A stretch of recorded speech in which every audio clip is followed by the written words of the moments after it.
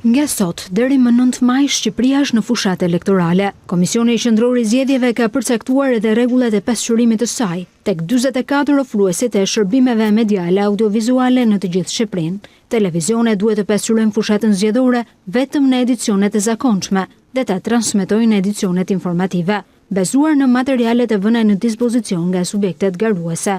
Subjekteve zgjedhore nuk u vendoset në dispozicion asnjë kohë tjetër transmetimi, përveç reklamave politike. Minutazhi politik i edicioneve duhet të ndahet në raporte kohore të barabarta për secilën parti. Janë 37 parti të regjistruara në këto zgjedhje, nga të cilat 10 parti parlamentare e 27 jo parlamentare.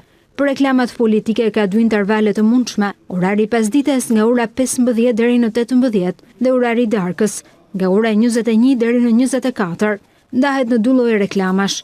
Për subjektet politike, koha e përgjithshme për të cilat duhet të jetë jo më shumë se 90 minuta dhe ajo për kandidatët, e cila duhet të jetë më shumë se 140 minuta.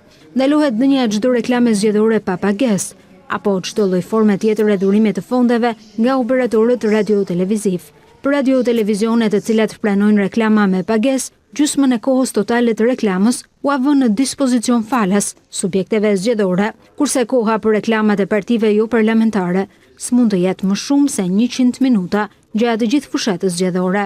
Gazetarët e kanë të ndaluar propagandën, komentet ose qëndrimet politike brenda edicioneve informative, po ashtu duhet të ruhet barespesha mes partive politike ose kandidatëve konkurrent në debate zgjedhore.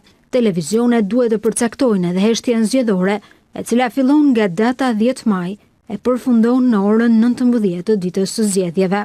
Tarifat zyrtare të çdo radio-televizioni janë dorëzuar 5 ditë para fillimit të fushatës, ndërsa monitorimi nga Autoriteti i Mediave Audiovizuale ka filluar prej datës 10 prill e do të vijojë deri më 11 maj. Raporti më pas do t'i dërgohet Komisionit Qendror të Zgjedhjeve, i cili merr masa administrative nëse konstaton shkelje të rregullores.